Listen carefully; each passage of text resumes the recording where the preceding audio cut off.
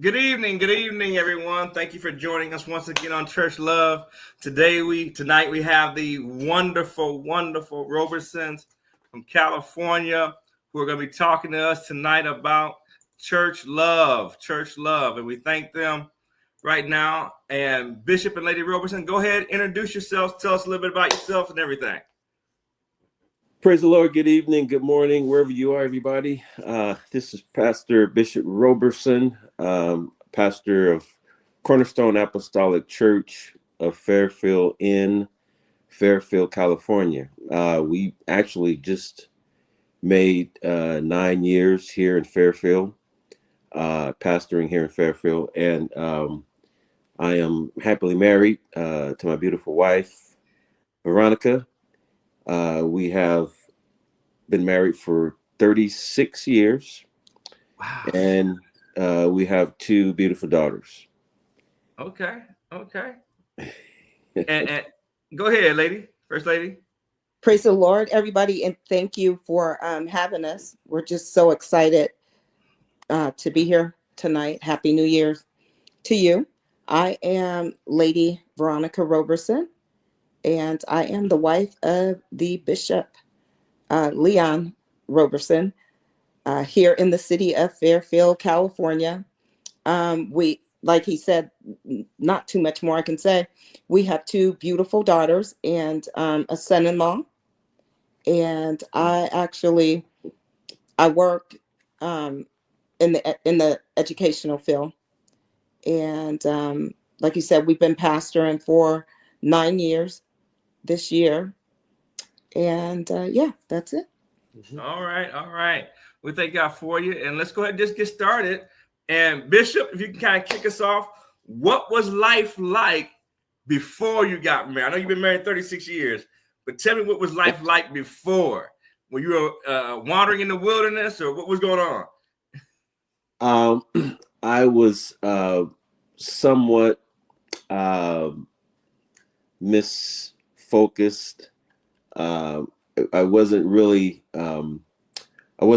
didn't really know exactly what I wanted to do growing up.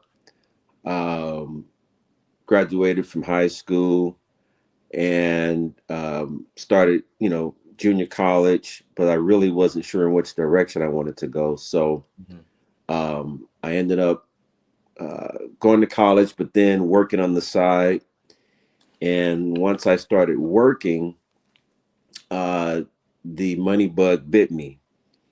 And I couldn't stay in school because I was busy trying to make money. Mm-hmm. And so I did all kinds of jobs. I mean, I was doing just about everything you can think of, from pulling weeds, doing lawns, working as a laborer, to loading boxes, delivering pizzas, door-to-door salesman, you name it, even selling Kirby vacuum cleaners. Oh, wow. Parking cars, valet parking, just trying to find my way, trying to find a way to make some money. And so, but I was always busy, always doing something, never sitting still, working two jobs sometimes, even trying to go to school and working day and night. So I was always, even though I was a little misdirected, I was always busy. Mm-hmm.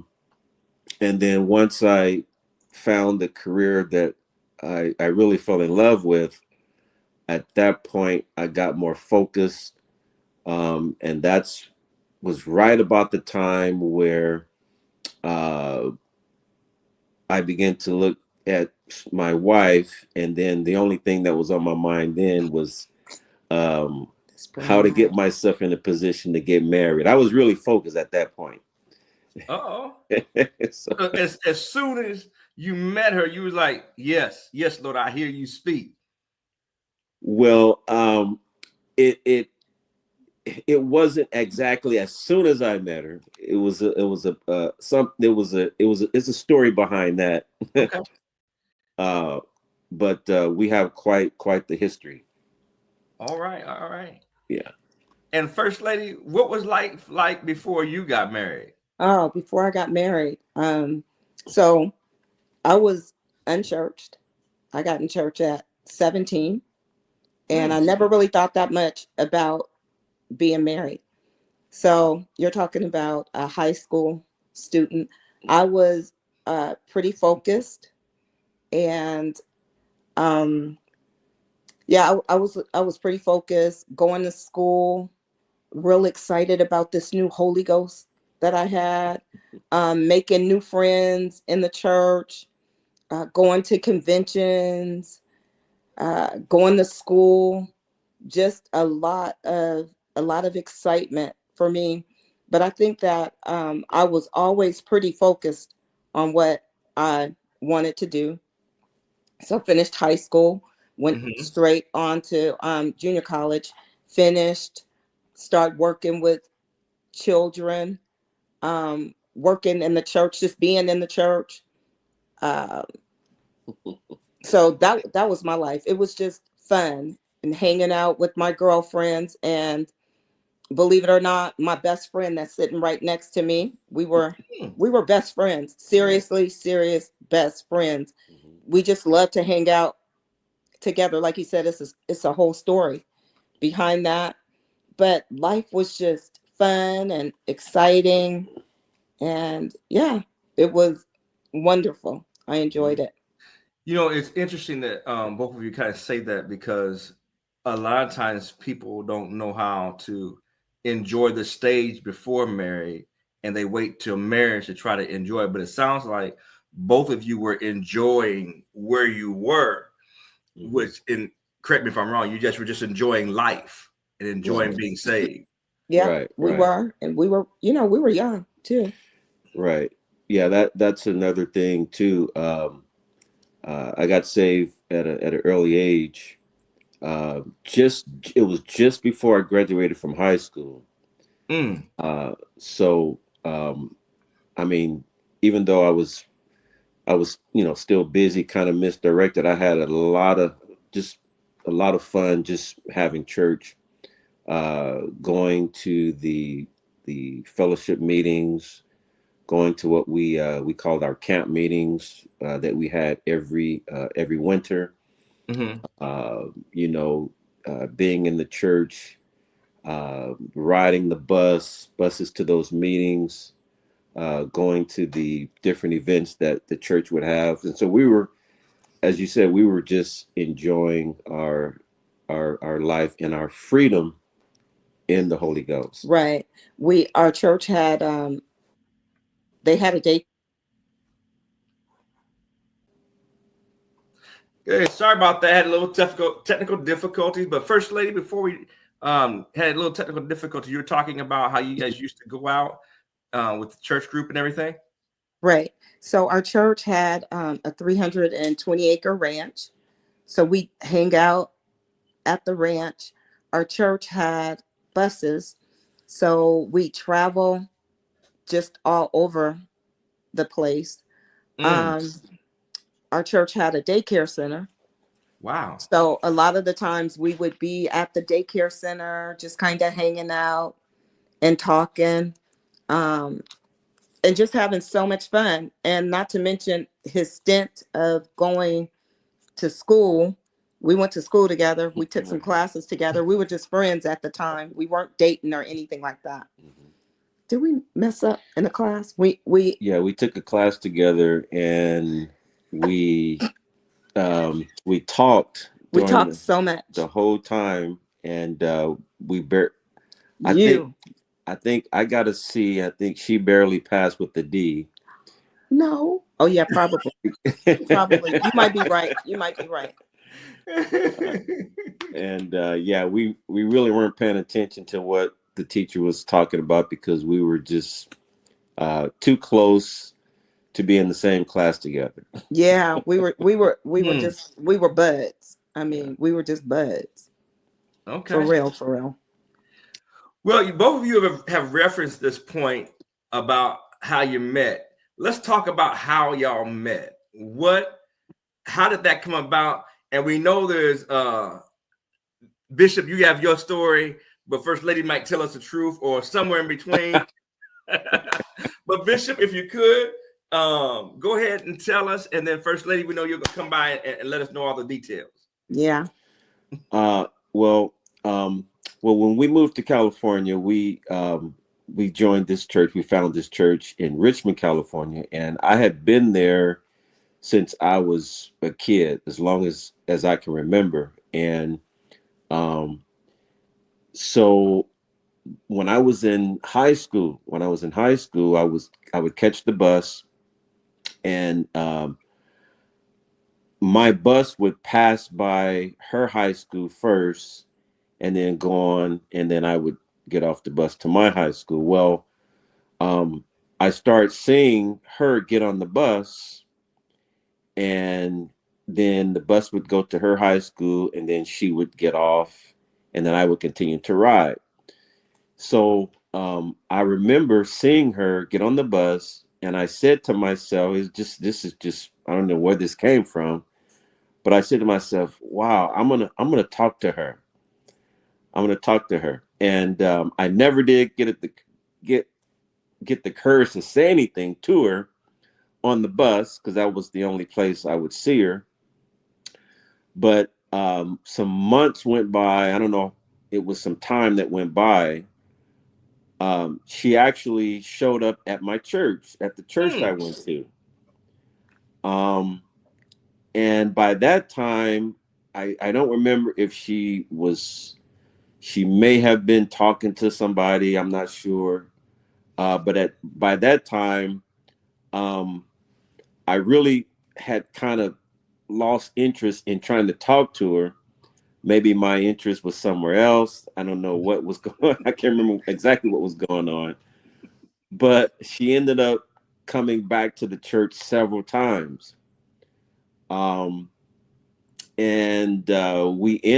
she ended up actually coming regularly, to where as time went on, she actually got saved at one of the revivals. So by this time, I kind of knew who she was. We both got saved during that revival, and we actually ended up just clicking. Somehow we just clicked. So she actually had a boyfriend that she was talking to. I did. I actually was interested in someone else, and I was writing letters and talking to someone else. And we were so close that when she would have a problem or she had some issue, she would actually talk to me about the issues she was having in her relationship. We were teenagers, and we were so close that we got T-shirts that said "best friends." Oh wow! And then the subject came up. We were actually trying to figure out how our parents could adopt us as brother, so that we could be brother and sister. And so it was just a real genuine close relationship. Now that I think about it, the guy that she was dating was a guy that I grew up with. I knew him before I met her. And so it really wasn't weird that, we were best friends, but she was dating this guy that I knew, and we were friends as well. And so all three of us were just friends. But she was dating this guy that I grew up with. He didn't have a problem with it because he knew my character. He knew that I wasn't, Good. Trying to get in on his relationship or anything like that. He just knew that we were just friends. When I had issues with later on, when I was having an issue with the girl that I was talking to, That's another story. I turned to her. She actually was comforting me and was telling me, "Don't worry about it. The Lord is going to bless you with somebody." And so she can give her. That's pretty accurate. Okay. It was really a God thing because, like I said during the introduction, I was in church. So I didn't know him. I didn't know what church he went to. I never even really noticed him. I never really even noticed him on the bus. But there was a guy that went to his church, and the guy, well, he had a name. I won't tell you what, Nameless. nameless. But he was known for like telling a bunch of untruths. Let's put it that way. And so I don't know if, I don't think you told him, but I never talked to he him never talked to my husband about me. But that boy told me, he was like, "Oh yeah, this guy want to talk to you, Leon." And he gave me Leon's phone number. And so I did try to call Leon. And because I was unchurched, I didn't know. They was at church Monday, Tuesday, every time I tried to call him, nobody was ever at home.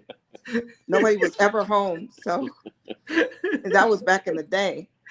And I never talked to him at all. And like he said, I just ended up, they were having a revival at the church, and this lady that my sister used to go to daycare, this lady told my sister they're having a revival. I'm like, I don't care about a revival, but I ended up going to the revival, and I ended up getting saved, and just happened to be in the same church that he was in. And then in regards to the girl, just cutting it short, that he was talking to, I'll say her name on national Facebook.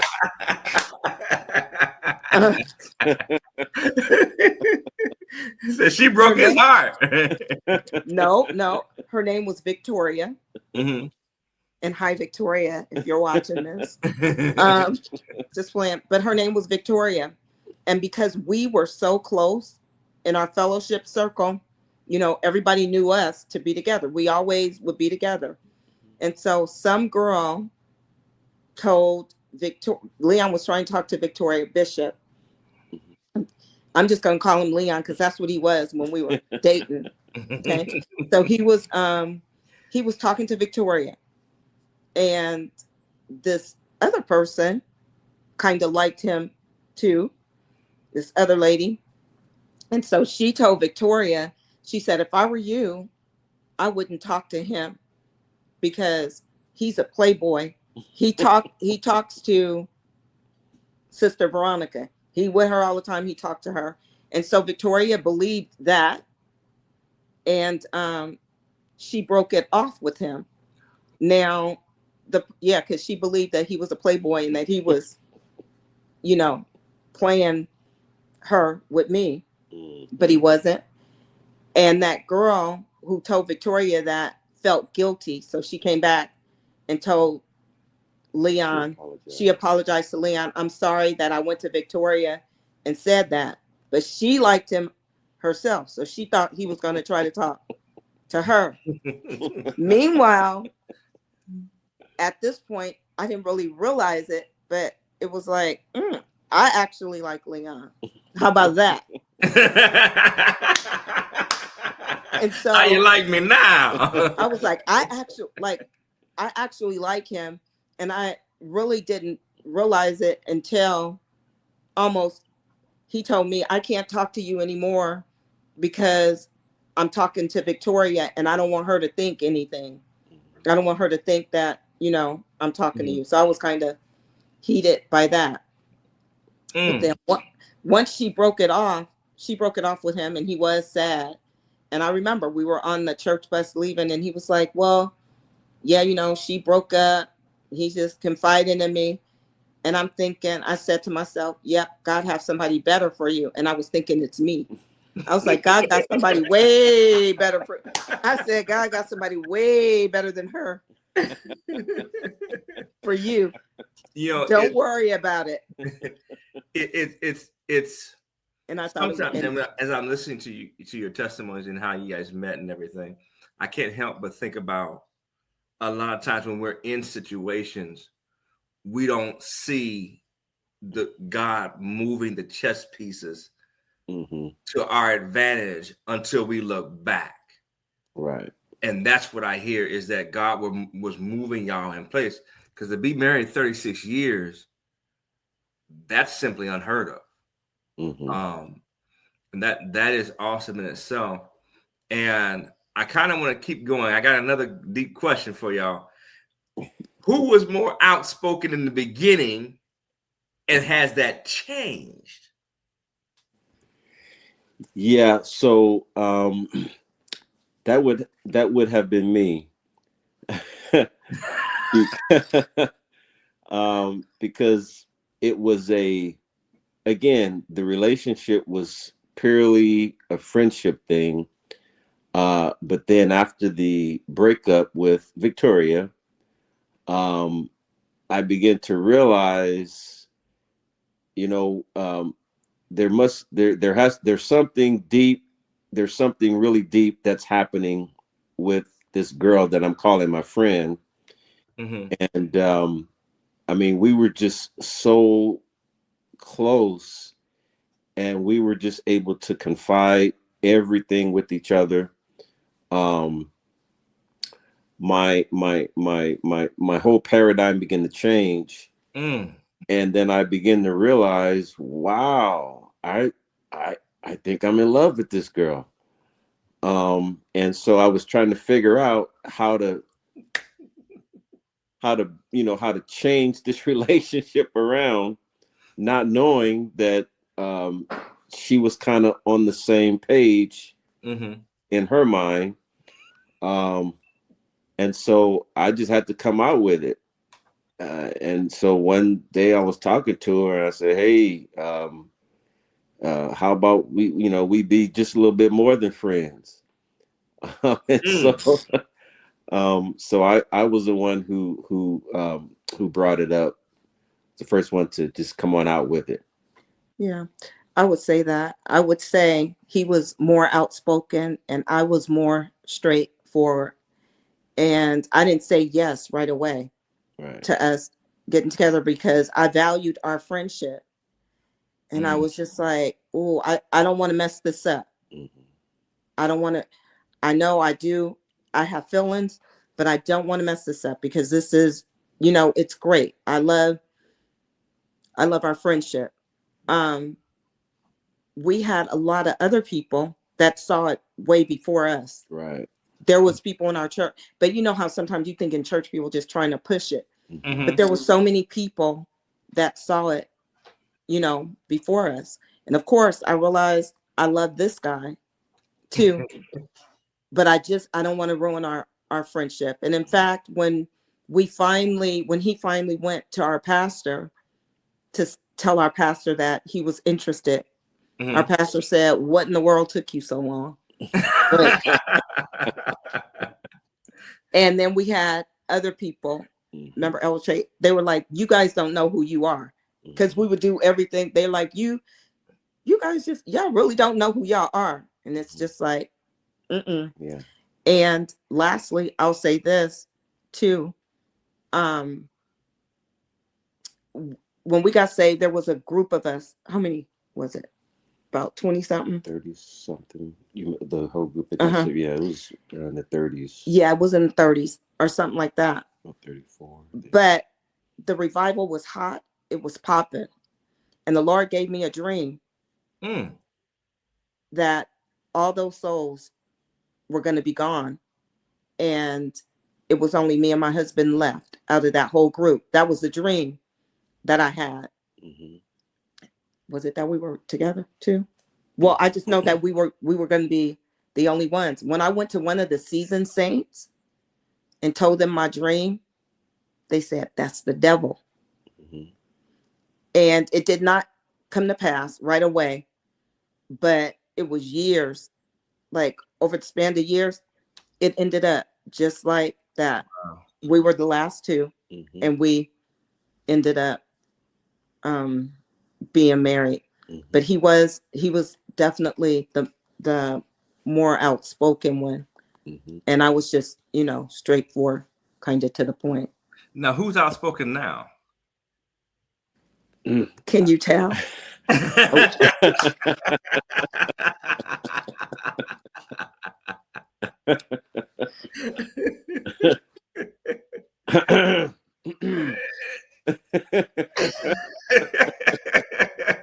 No, I think we complement each other. I think we both are. It just depends on the setting, the setting that we're in. I would agree with that. It depends on the situation. The thing that you guys do is you work well and you mesh together. You can see that friendship that's there that both of you have, and it just looks like there's nothing that can even take you guys apart because you established that friendship so much. The next question I have is kind of is how many kids did you guys want in the beginning? I wanted like 4. I wanted 4. I thought that would be a nice number to have.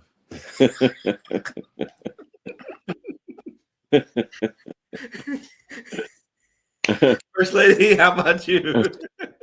Actually, surprisingly, I wanted 5.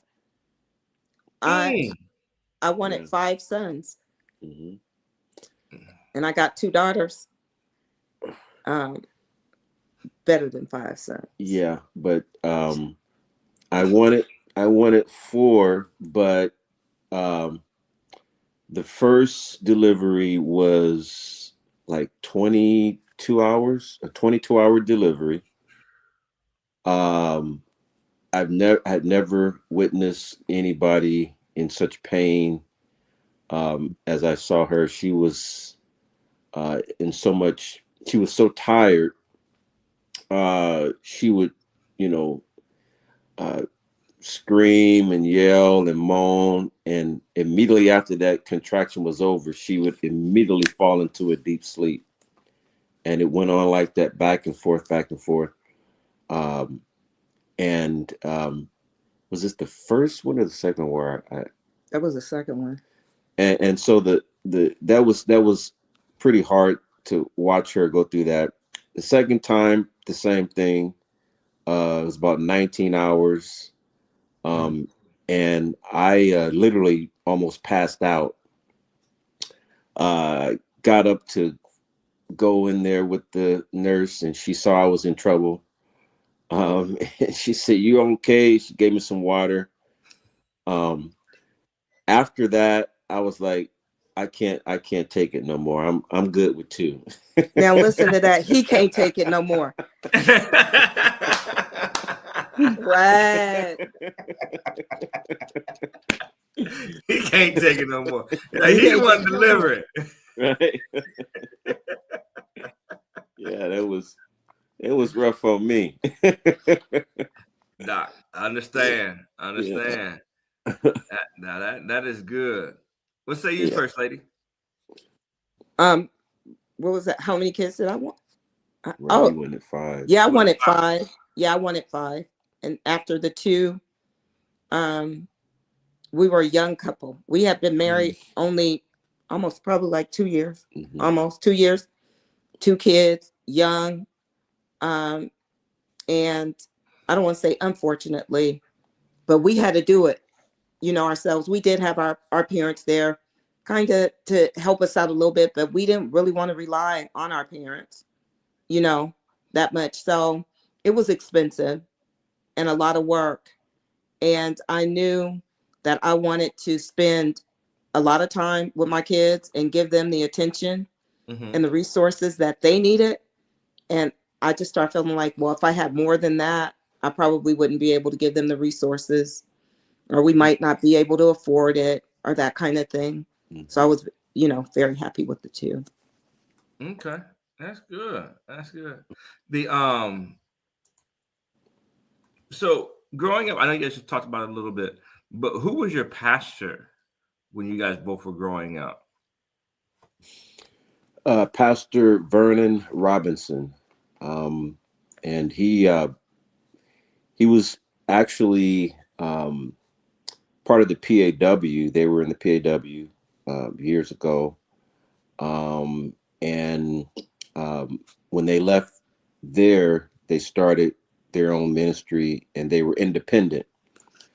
And so by the time we got there, they had actually from when he started, he had been independent for many years. He was a part of a small fellowship circle, and then he stayed independent. But Vernon V. Robinson was our bishop, and then when we left there, we were with Pastor Samuel Boyd for a little while, and we were also under David Alvarez in the UPCI. Okay.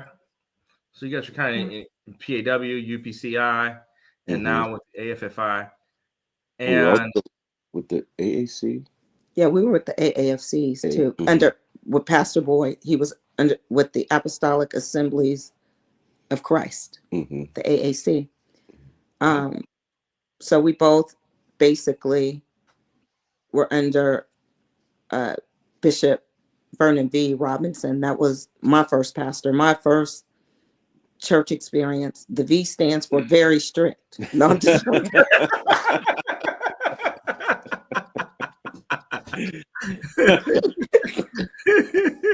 Not really. Not really. That's about the size of it.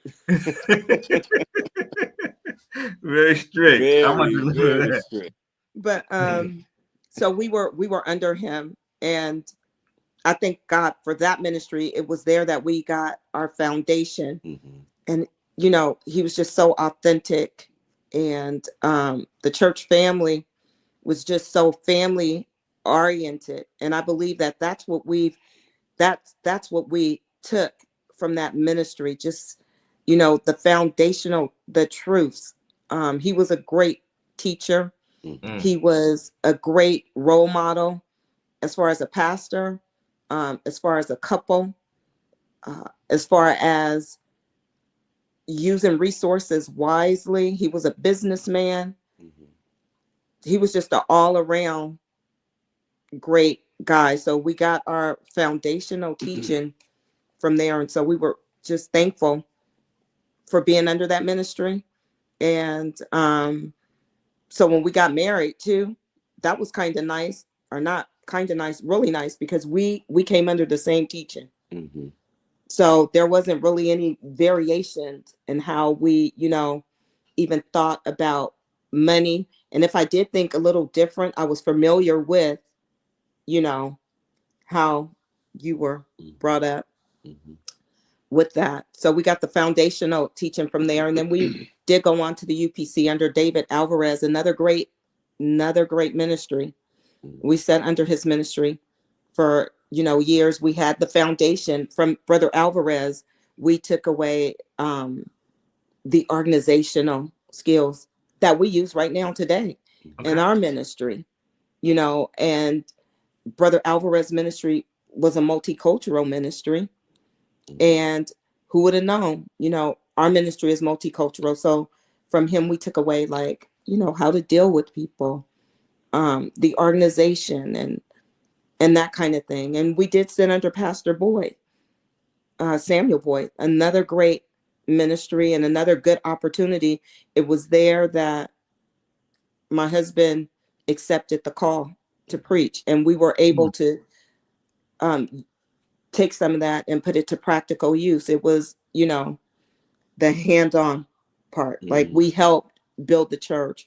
We went out, we did outreach using some of those same principles that we used at Pastor Boyd's church. We're using it now in our ministry. So all three moves have benefited us for a time such as this. Good. And so we are very thankful for that.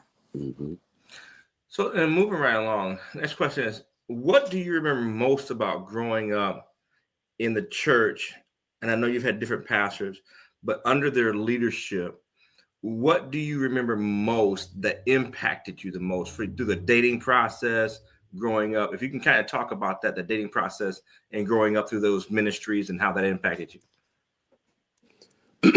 For me, as far as the dating process, it gave me the thing I remember the most or impacted me the most is some of the principles of dating. And you know, she mentioned that the V stands for strict, very strict.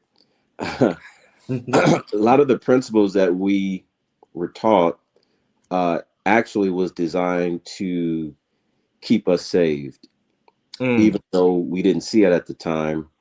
When we look at some of the dating practices of today and compare them to some of the things that we sat under, you can see the difference. You know, we had chaperones, and a lot of youth that, you know, come up today, they don't like chaperones, but chaperones were there to help keep you straight. You know, they were there for a reason, because well, the flesh is the flesh, and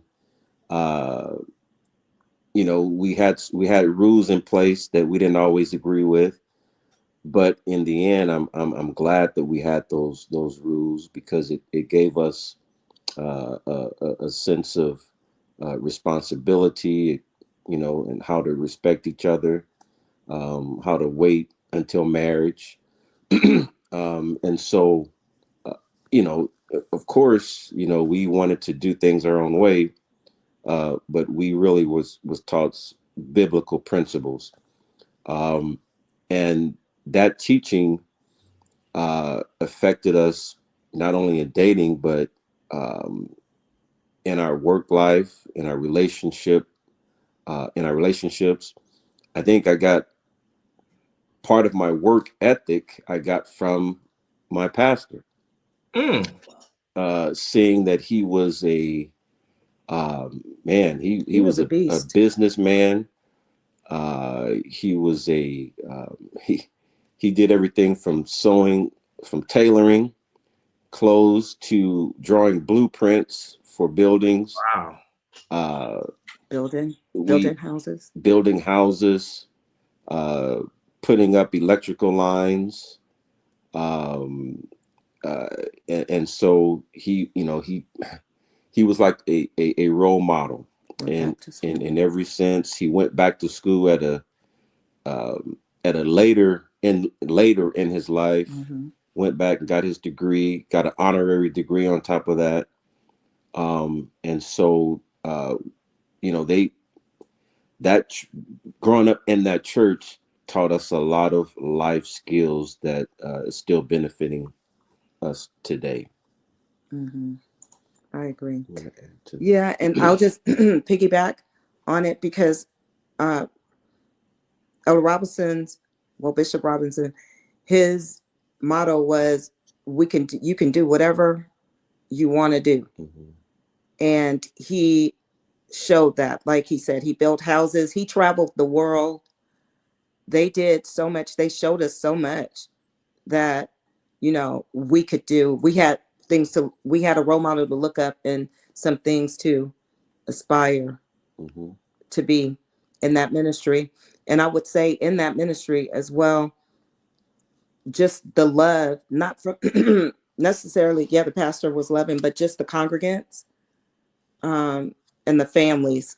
So that's pretty much what I took away. I'll just always remember the love that the congregants had for each other. The genuine, authentic, you know, it wasn't fake.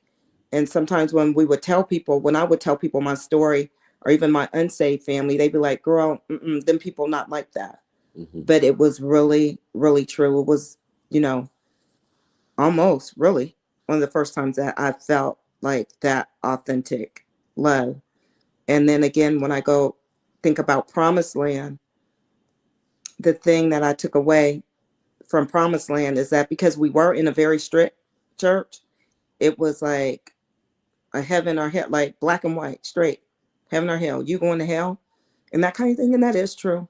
Promised Land was a bit more liberal in the sense of the way Brother Alvarez dealt with people. When I went to his church, it was the first time that I'd ever seen people come in the church, get saved, and watch them over a period of time transform, their lives being, transformed, right? Mhm. Because in the church where we came out of, Bishop Robinson, you got the Holy Ghost today and tomorrow, Hmm. everything was in, every your sleeves, your stockings, everything. When I went over to Brother Alvarez, I saw a process. I saw people get the Holy Ghost, but they weren't necessarily, in the stand, like dressing in standard code, the code of standard, but they really loved the Lord. They kind of took their time. You just saw God work on them. And so I think that changed my whole thought process as far as like people, getting saved or how God deals with people, because he deals with people differently. Mhm. Mm.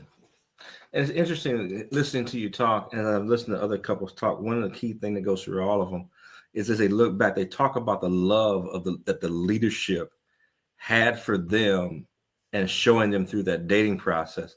And I can hear it come out with you guys. Would you say that'd be an accurate comment? I'm sorry. Would you say that would be accurate? Is that love? Yes. Yes. Oh yeah. Oh yeah. Mm-hmm. Yeah. They were.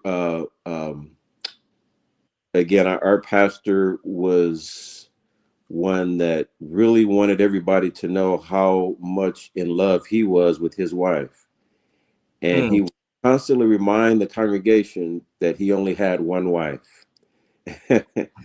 Excuse me.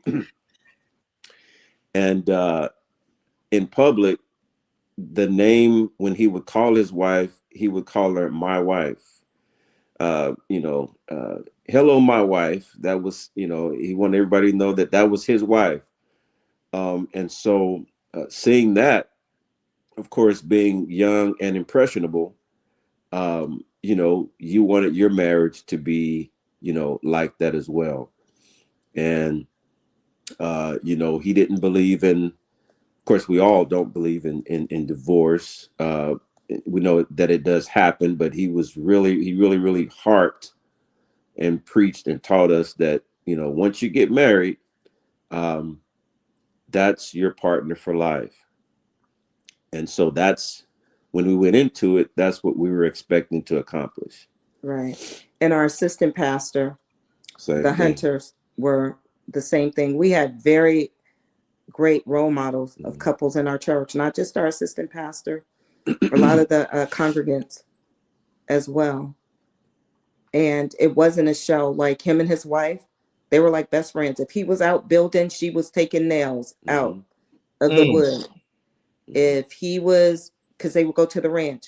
If he was at the ranch feeding the animals, she was at the ranch cooking him a lunch. They were just always together, like peanut butter and jelly, like ice cream and cake, right? Like Leon and Veronica. So, and real quick, what was marriage like in the beginning? Woo-hoo. It was amazing, exciting.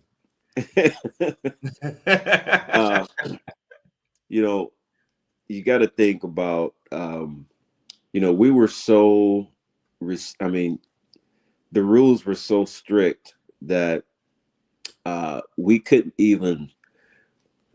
Remember the V? We couldn't even sit in the front. Like if we were in a car, one of us would have to sit in the front seat and the other would have to sit in the back seat. Even with the chaperones in the car with us. If we were on the phone, we would only talk 15 minutes. You should not tell them that. But we found ways around that, of course. And one one rainy day, I was visiting her job, and it was raining. And I'll tell this one story here. We laugh about this now. You shouldn't. But when she got off work, it was late and it was raining. I was there visiting. I had a car, she didn't. And normally she would catch the bus and go home. Well, the rules were, in order to ride in the car together, if you're dating, you need to have a chaperone. Well, we didn't have a chaperone. I didn't want her to catch the bus in the rain. So we were trying to figure out a way around this. So I can't remember who, it might have been me, came up with the idea, say, hey, why don't you just hop in the trunk of the car?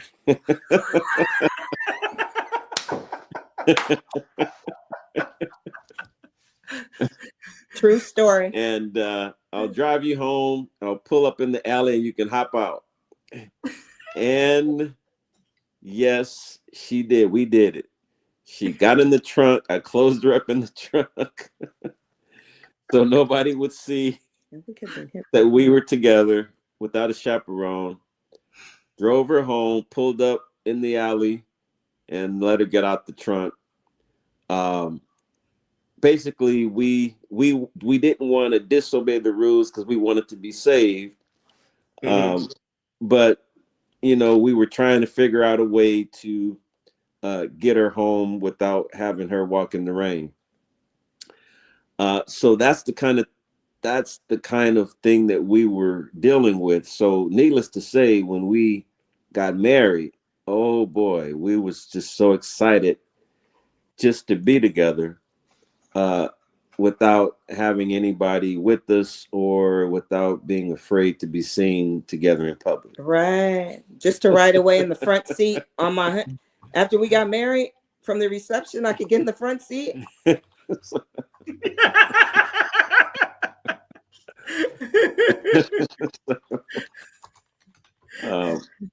So it was a very, very exciting time for us. Very exciting. Very exciting. New beginnings. We hadn't lived out on our own. Right. You had lived out like a couple months Just before you got. months. He got secured the place a couple months before we got married. So it was just new beginnings. Able to do whatever we want to do. Right. Go wherever we want to go. No. Yeah. So what were some of the challenges y'all faced in the beginning of your marital relationship? Challenges? What challenges? I'm just playing.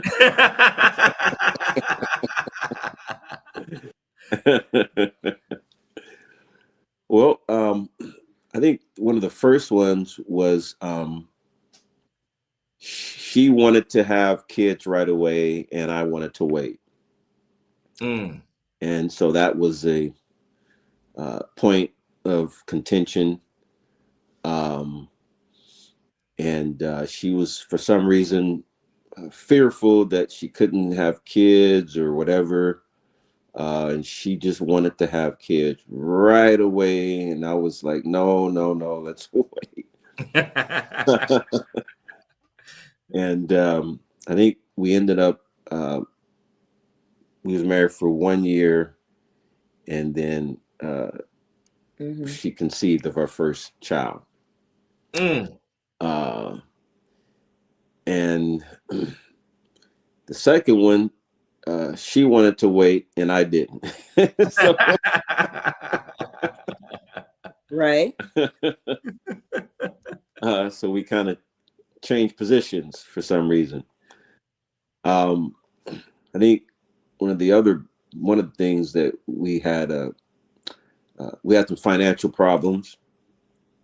And again, like many young people go through financial issues. At that time, I was the spender and she was the saver. And so I was a bit, I didn't mind taking risk. And she was risk averse. Mm. Um, and so, we ended up actually losing a lot of money because of my willingness to be risky. Um, did some unwise things. So yeah, that caused some contention, caused some issues.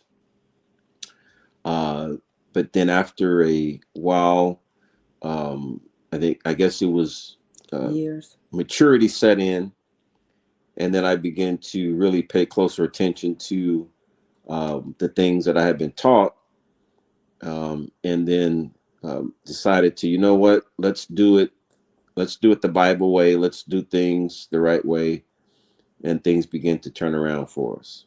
Mm-hmm. Good. I agree with that. You agree with that? Well, then I my next question would be, who's more romantic? Well, I would say that would be me. It's true. It's You true.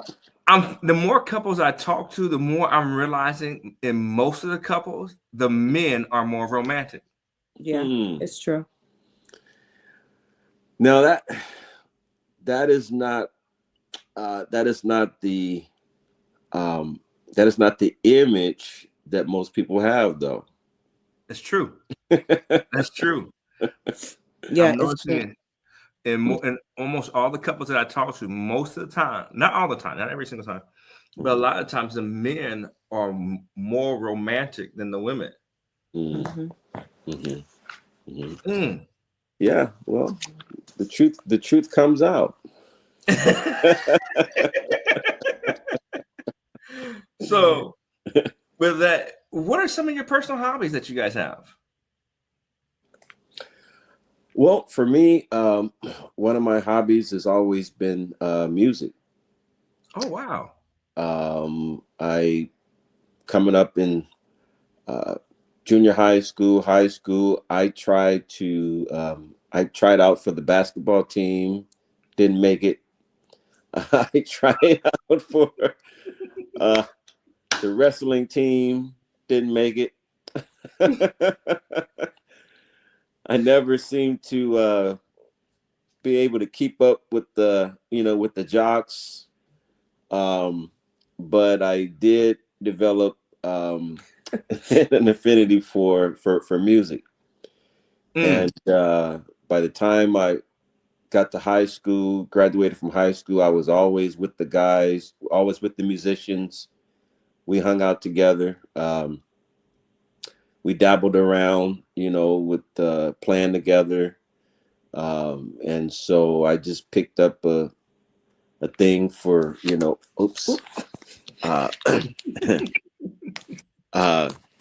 playing music. Started off on the bass guitar, went to the piano, went to the organ.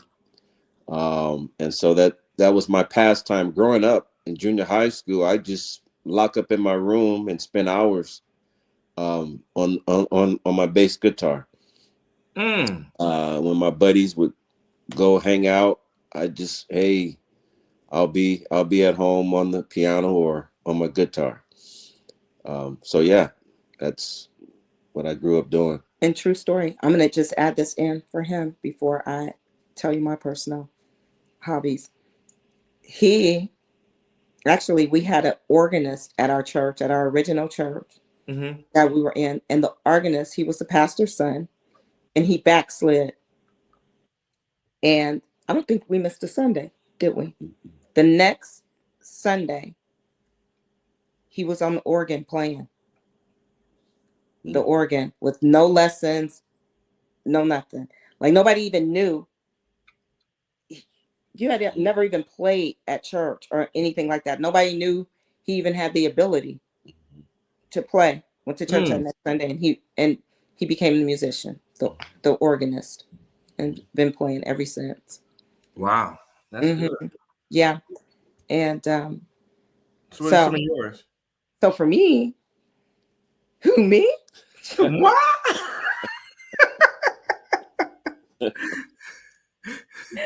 Um, so I've always been athletic. So I played softball in high school. I played basketball in high school. And some of my personal hobbies include sports. Like most recently, I was introduced to pickleball. I haven't been able to like really play that, but man, that was so fun. I love it. Is And pickleball that fun? Yeah, yeah, to me, yeah. yeah, it's like tennis kind of. Just let me Badminton. add to that, just to show you how unathletic I am. We were on the pickleball court together, and this was recently, Recently, right? and she was running rings around me, and the trainer was like, she was giving her all the attention, and she was looking at me, and she was like, "You need a little more practice."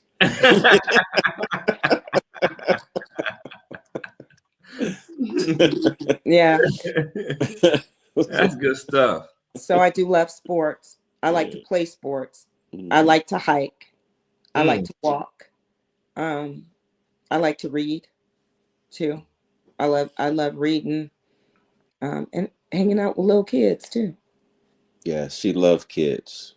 Yeah, I like hanging out with kids. Mm-hmm. I don't know if that's man. They keep you young.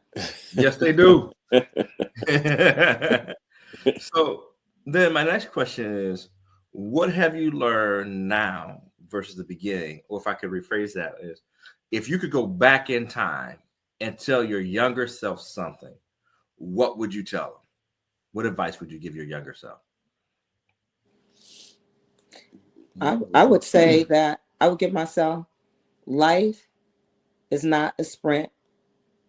It's a marathon. You're going to be okay. Slow down, breathe, and be consistent and keep moving forward. And although there will be some bumps in the road, just keep your eyes on the goal and keep moving towards it. And you will eventually, you'll get there. Mm-hmm. And that way I wouldn't have taken so many detours, chasing after stuff that ended up being nothing, so just stick with it, be consistent, and automatically know that you're not going to always be up here, but you're not going to always be down there either. So just keep it moving. That's some good advice. Yeah. I think I would agree with that as well. As I mentioned earlier in this interview, when I was a lot younger, I was, wasn't very focused because I was so impatient. I would only stick to something just for a little bit, and if that didn't work right away, I was on to something else. And so I would say that the advice that I would give is to be patient and to stick with whatever it is, whatever your goal is, stick with that thing. And I guess it takes maturity to learn patience. And the other thing that I would say is that I've learned is to pay more attention to those who've been where you're trying to go. Open your ears, listen, pay attention to the advice that's there for you. Pay attention to the wisdom that cries in the streets. There's wisdom for all of us if we would just pay attention. And one more thing, as far as the marriage is concerned, I think I would say that I would listen more and even pay attention to my spouse more. Hear it, people.